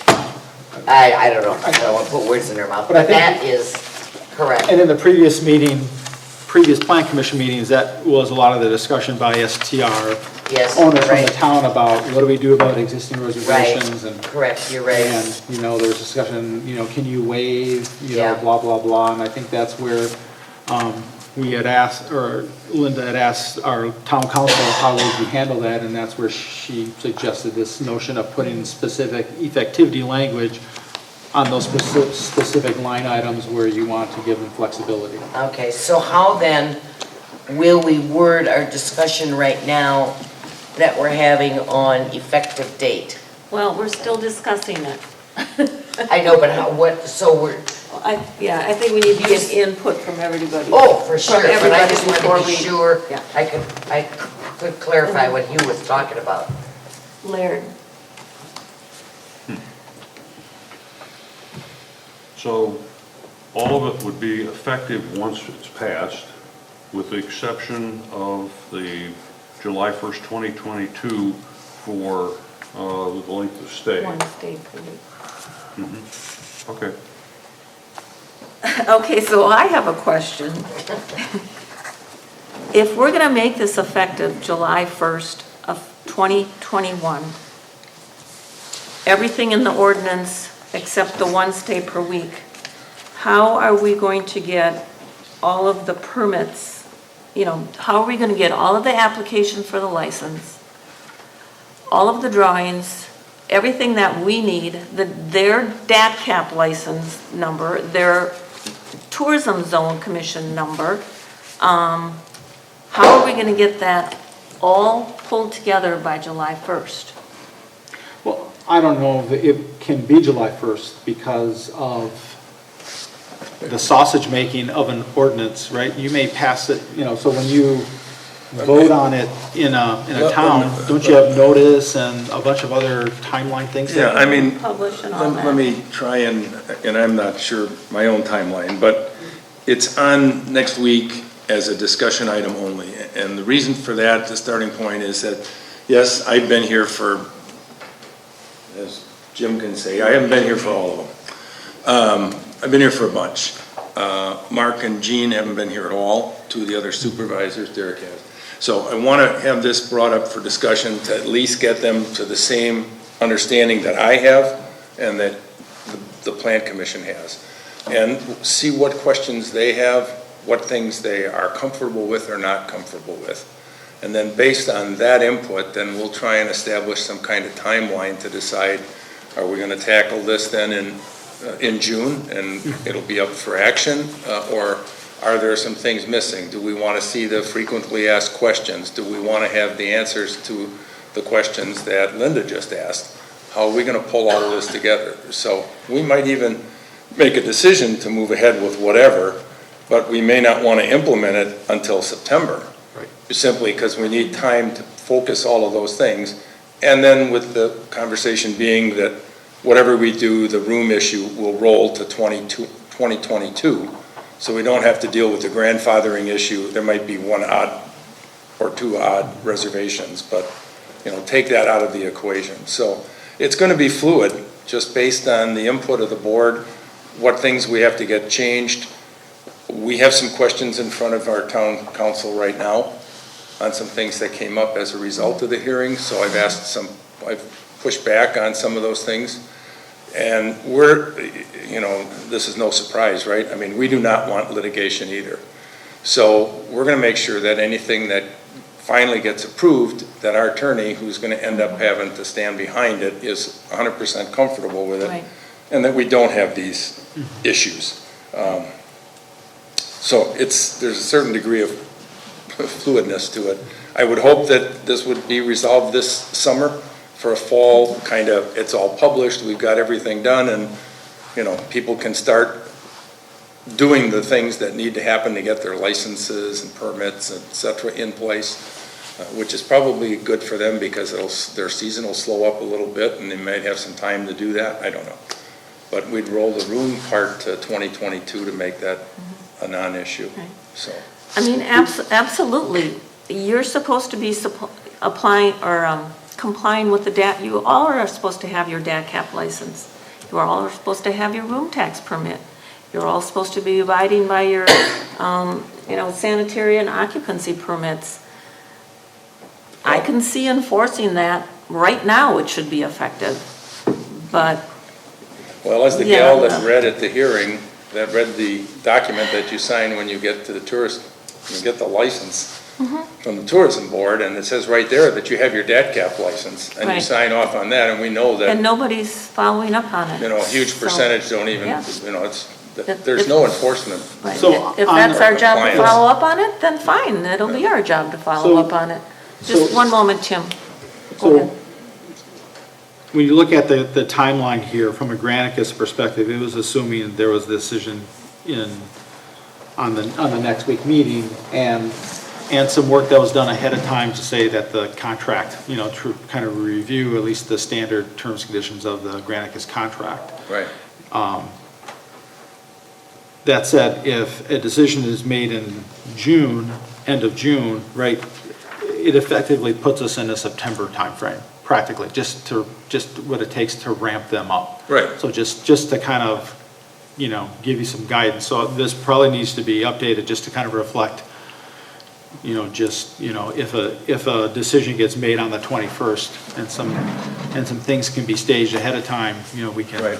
we can, I think September is probably the earliest, anyway. I think just on that's a practical. realistic, yeah. I mean, there'll be some pushback on things that need to happen, and we obviously don't want to go at this piecemeal and find out after the fact that we got to revisit something again, so. Well, that's And- still, And maybe then, what we can recommend, if appears to be, I think there's some consensus saying on the stay language piece, that's where we would put the 2022 piece, maybe we can add that in. I'd add it to the Right. ordinances. Yeah, add it to that the ordinance, and component that's that just, says- and then that's one of the discussion items for the town board to kind of look at that with with the separate items they have, so that would be in, So, 6D, basically 6D1. line 61? No, section 6D1. Oh, 6D. I heard 61. Sorry, I probably sounded better with my mask on, Mary Ellen, right? yeah, we're all used to And my hearing hearing muffled. is all okay, I got that checked out, so it isn't. Okay, well, You must have mumbled. That still doesn't answer my question, or maybe, Yeah. if we make it effective September 1st, okay, you're supposed to have a permit from the town. And that permit is gonna expire June 30th. So we're gonna have to go through the permitting process again. That's my question. We don't wanna be permitting now. I mean, if you make the Correct. ordinance effective now, they're supposed to have a permit, right? Correct. Okay. Yeah, so, and we're not gonna probably make that decision until the end of June. So, right, because you make a decision to pass an ordinance, isn't there a certain period for notice and other things that Has to be published. It has to be has to be published, so Typically, that's when a it's published, then couple it weeks period goes or into whatever. Well- Right, so you're talking the July timeframe anyway, so they'll be in the 2022 Cycle. vacation calendar anyway, so they better have their 2022 DATCAP license. They should have, I should be hope so. permitted, accordingly, so all that, they should be in that cycle. So for all these other provisions, aside from the reservation thing, yeah, there should be no surprises. I mean, I can just see, if you're going to pay a $500 permit fee, And that you don't start, and it's going to be effective September 1st, and now you're paying a $500 permit fee again on July 1st of 2022. Do you know what I'm saying? You're Am I talking- the only one understanding this? Well, no, I don't think, I didn't follow your question, but now you're talking about the fee itself. Right. Okay, If you're so- going to need a license, if your we're going to say they have to get a license, they have to pay a fee. Right, but the annual The permit is, annual is different from the initial, right? So your initial is, you said 500. 500, then Oh, your then the annual renewal. fee would Okay, be then your 100, renewal right? would be the Is that what I'm 350. understanding? Yeah. Okay. Ah, Yeah. Oh, you were okay. thinking Right. two application fees, Yes, yeah. absolutely. When DACAP does it, they charge, and if you renew, if they have the June year, like you said, Yeah. if you renew in April, I mean, if you sign up in April, they give you the 14 months. Okay. But if you sign up any time before April, you just gotta pay the whole year. Okay. So that might be good Yeah. guidance. Right. And that's very similar to what our alcohol beverage license is. Whether you get your license in July or September or October, it's still $400. So, Tim, you had a question. My suggestion would be at least at the end of the season, which would be at the end of October or November or the 1st of January. Give yourselves plenty of time to get your ducks aligned.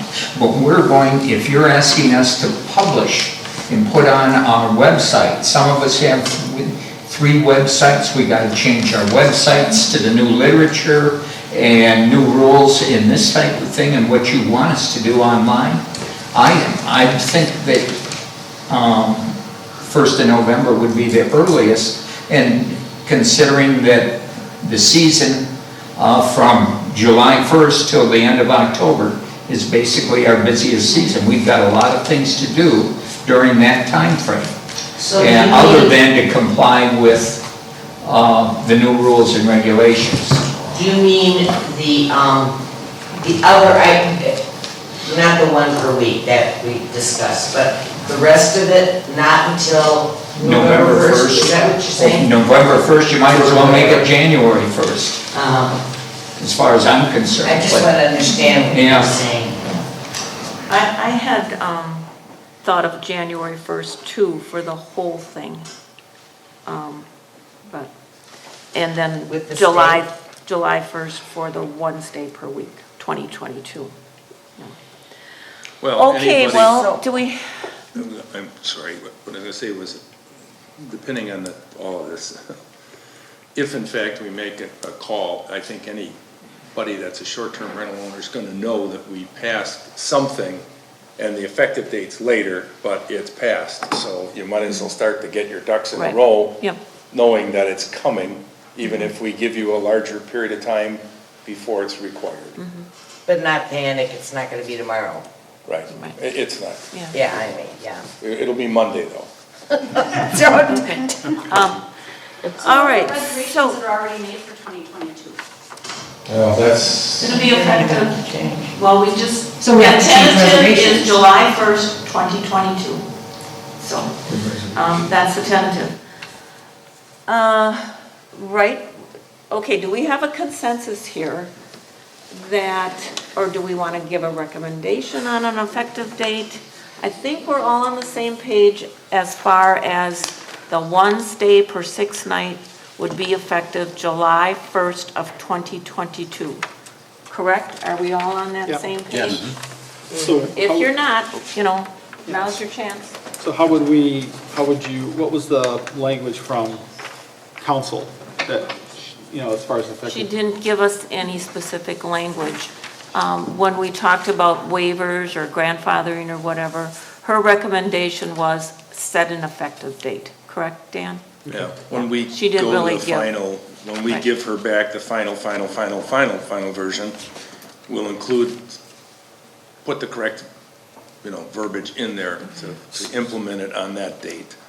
Of the 1 stay per week. Right, Right. right. Okay. So, Then the rest of the body of the ordinance would be whenever, So it October, would just be an November. ordinance What? effective January 1, and the only item would be item 73, implementation July of 22, whatever that is.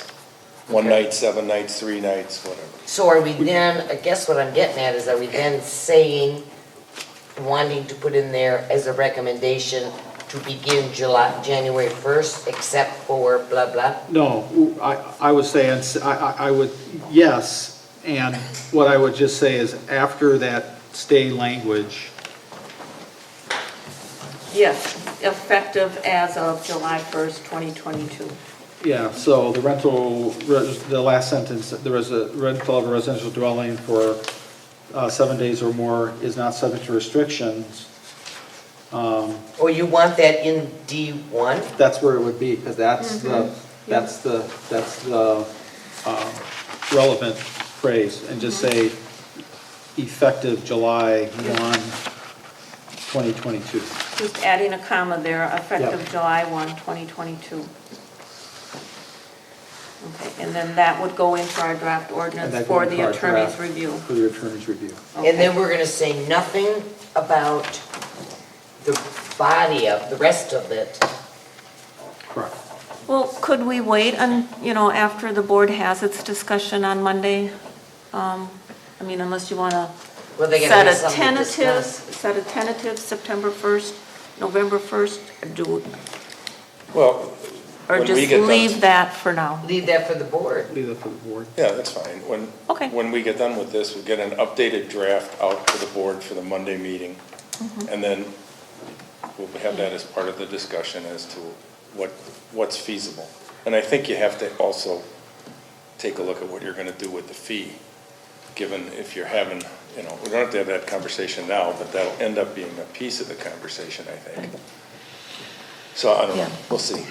Well, Hugh, you're the one that has been revising our draft. Do you think you would have time to make those changes and get a draft for the town board? Sure. And it would be subject to, it would be another draft, subject to attorney review. Yeah, and At it least won't- the board would have a sort of a final product. Right. And then the board's to-do list would be to consider when the balance of it would be effective, Right.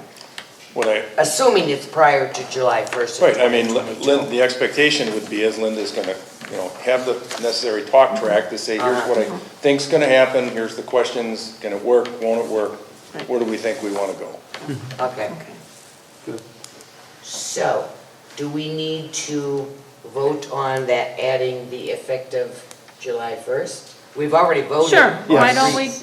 don't we have, On that one and part. take an action on just the 1 stay/6 night, or section 6. I mean, we already voted. If somebody wants to make that motion. I move that we amend our previous approval of the updated stay language and add after the last sentence a comma, effective July 1, 2022. I'll second that. Okay, that's perfect. Any other discussion on that specific item? Okay, all right, all those in favor signify by saying aye. Aye. Opposed? Okay, the motion carried. And then we'll see what the board has to say. So recommendation to the town board. So this draft ordinance that we're hopefully going to have for Monday evening, we could do a recommendation now to the town board that this perhaps might be our final product, subject to attorney review? What draft Or number do we is want this? to hold off on that recommendation pending board discussion? Well, doesn't the board need to have something in their hands, a recommendation, in order to discuss? Well, I think our draft product that we submit Monday night will be, this is what the Plan Commission came up with at its most recent meeting.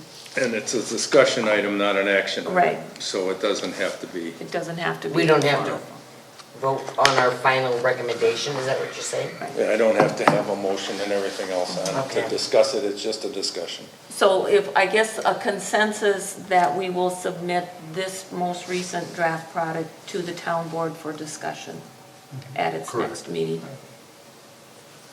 Everybody okay with that? Sure. Terry? Derek, you okay with that? Okay, so send this latest draft to the town board for discussion on May 17th. Linda, I would just like to suggest that have it stated in the minutes for the record that everyone agrees with the changes and that it should go to the board. Okay. Yeah. So we have a consensus Yeah. that the plan commission is okay with this? These changes. With these changes. We voted on each and every one of them, and that we are okay with submitting this latest draft, again, draft, to the town board at its next meeting. Okay, we won't do any action item, that'll be our consensus. Are you okay with that, Amy? Mm-hmm. Okay. All right, anything else on the ordinance? Okay, so Granicus is just gonna be kind of on hold for a while? Well, I think if, I think it would be prudent to give them our council the draft to review, and I think the quote that we had was going to expire the end of June, if I'm not mistaken. Okay. Can we get an extension? Well, I think we'll probably we'd probably ask for an updated quote, and I think just, again, to be proactive on some of these things, if we could, I know there's other priorities relative to what council needs to review for the town, but I would just say, between now and the June meeting, we should entertain having her take a look at the contract. Well, and that should probably be a topic that we discuss then, that the town board discusses Monday night. Once we The get Granicus contract and what we currently have for a quote. How many pages is the Granicus Oh, it's contract? very short. I think Yeah, about it's- 2 or 3 okay. at most. It's a software subscription, so it's not Oh. a bunch of things. There's Do you want it for Monday night? I don't necessarily, I mean, Okay. we'll get it eventually, I just was curious. I was hoping it wasn't 53 pages. No, with- it's No, small. no. It's You know, very short. And Okay. it's not in, 3-point No. typeface? It's about 8.5. You need a microscope and Dr. Facci to read it? Okay, No. Okay, all right. all right. So, The only other thing that you're gonna have to come back to is the fees, unless you're gonna leave that to the town board. Because your timeline, your fee schedule was based on an annual, that all this happened in short order. Now you could be faced with somewhere fall to January timeline, and then an annual renewal. right. So, and maybe Hugh's best suited with that, and maybe, I don't know, but it's something you Yeah, need to, It's in a spreadsheet, so we can see what items are adjusted and which ones aren't. So that's pretty straightforward. okay. Well, and another suggestion that I had was that renewal license, possibility of a 2-year renewal, so that we're not doing, if we don't have any issues and everything's going along nice and smoothly, it's a 2-year renewal instead of a 1-year renewal, It's fine with me, so, less headache, yeah, less paperwork for Amy. maybe a 4-year renewal, Lifetime renewal. lifetime. I'm A liking that. lifetime membership? Lifetime, Let's not get carried away. Okay, all right. who's lifetime? I thank you all, and those of you that attended too. I think we accomplished a lot tonight, I really do. Hugh has So, a comment. Linda, I've got one more update on the DAC cap, and it actually refers to a question Mr. Chapman sure. had about compliance. And Okay. It's information that I shared with you and Dan, but just in the December 2020, the Plan Commission asked the department to check Right. on the status of all the STRs in the town. And based on, just to make sure in anticipation of a potential ordinance that, we'd get people to be proactive. At the time, when we looked at the October DAC cap quarterly lodging report and the Door County Tourism Zone Commission May 2020 permit holder report, the estimated noncompliance in our October 29, 2020 noncompliance estimate was 45%. That's when we first did that analysis back then. The DAC team responded to our letter in December and said that they would issue follow-up compliance letters, and that they were sent. On April 2021, in the Plan Commission meeting, I gave a verbal update on the non-compliance based on the latest Door County Tourism Zone Report, which was December 2nd, 2020, and put that up against the April quarterly DAC report, their lodging report. They do it on a quarterly basis. And at that time, I reported, it was at our meeting, that 46% were non-compliant, so it went up. So we sent another follow-up request to DAC to, basically confirm the number of non-compliances in their record, as well as just, tell us, how accurate, we are with the listed 70 active short-term rentals as best we knew about them. On May 7th, the DAC compliance team responded to the town, and they identified that there were 26 or 37% did not have a tourist room license. Of those 26, 50% have received their second warning letter.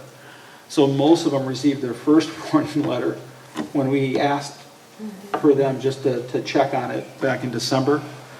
And also worth noting is some of the visitor timelines on, relative to them taking lodgers date back as far as 2010. So I think, it just raised the broad question of who owns, enforcement and DAC Act compliance. We're doing it as a town. One would argue is, because this affects safety and public health and safety, public health and safety is owned by the county. Yeah, you had COVID last year. That's a good excuse for other priorities, but it doesn't address 2019 and 18 and 17 and 16, et cetera. Right. But, bottom line is, you're close to 40%. So you have a 1 in 4, a 40% chance, roughly, that when you go to a short-term rental in the town of Sevastopol, that the place has never been inspected, had their well tested, had proper egress checked, valid smoke detectors, all the things that, we're relying on DAC as part of our ordinance and ensuring the public health and safety for lodgers that stay in our town. So that's, there has been some questions, because I know some town there, I got a call from a member of the town who wrote a letter to the editor and in the Pulse, and they were stating our statistics. And the editor and the Pulse said they weren't going to publish that letter because we had these statistics, and the editor told her, or told the town resident that there are people that are skeptical of these numbers, and they wouldn't publish her letter unless those numbers were taken out. So for the record, I just wanted to make sure that we state, we're not making these numbers up. We're doing it with publicly available information. When people say that, most of these owners, the owners are good and they're doing the right thing, well, we asked specifically this time to identify by person, by tourism zone license, was provided whether they are compliant or not. And these are the numbers. They're from the Wisconsin Department of Agricultural, Tourism, and Consumer Protection, their compliance division. And these are the specific numbers. This isn't something we're inventing. And that's what we have for the town of Sevastopol. All right, thank you. Kathy? Yeah, one thing that I'm a bit confused about, maybe we can clarify it with Kim.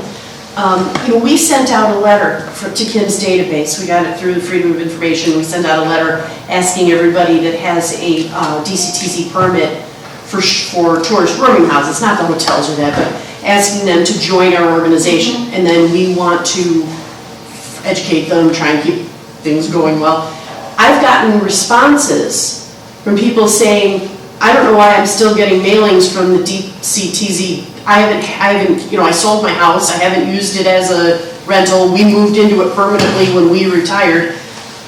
So if those people are still on Kim's roster, they wouldn't have a health license. So I wonder exactly how current that these people are still operating, everybody in her database is, because I don't have to renew every year with Kim. Once I've gotten my permit from her, I'm just permitted. So unless somebody actively lets her know that they are no longer renting out, which we are supposed to do, but when you stop doing something, you don't always inform people. That maybe that's skewing the numbers a little bit. It's not. No, because we're working on active. Because we've had a couple of those situations where someone has left and the GAT-CAP got a response saying, hey, I'm no longer, and so I've gone to Kim to have her update a record. One was they had the person with the same last name on the same street, but the wrong street address. And so that person got a warning letter, and that person at that address said, hey, I'm not that individual, it's this one, I think, down the street. And then, we follow up with the tourism zone, and in that case, they had a record that was incorrect. And so we've worked with the tourism zone to scrub it, and they work real hard to keep it current because they want to collect tax. So they're motivated to make sure that they're current. So that's why we're using the tourism zone as the source of truth. Okay. Yeah, I'm pretty certain all your research has been on active monthly reporting and not inactive reporting, so, anyway. Okay, future agenda items, well, I think, do you want, short-term rental ordinance, depending on what the town board decides to do. So that'll come back, of course, effective date will come back on that. Haven't heard any requests from RPC or the Board of Adjustment on any zoning changes or anything. Shall we schedule a next meeting? So if the town board is looking at this discussion purposes only on the 17th, the next regular town board meeting would be Monday, June 21st. Shall we leave this to be determined for now, pending discussion by the board and what our attorney might come back with on our draft ordinance? And are we not waiting for other info to come in from other places, or no? Such as? I'm just throwing it out. No. It's really, it'll be the town board, it'll be, Yeah. but we're not waiting for a letter from, I don't know. No, I think we're pending action from the town board. Okay, primarily. So okay. why don't we just leave it to be determined from now? Okay. For now, is anybody gone for an extended period of time in either June or July? No? No vacations planned? I don't know. Okay. We're still pretending it's COVID. All right. Yeah, we're so used to staying home that now we're not going anywhere. All right, well, if that is the case, we'll leave that to be determined. And then I would entertain a motion to adjourn. So moved. Laird, second Second. by Terry. Terry. All right, all those in favor signify by saying aye. Aye. Aye. Opposed? We are adjourned. Thank you.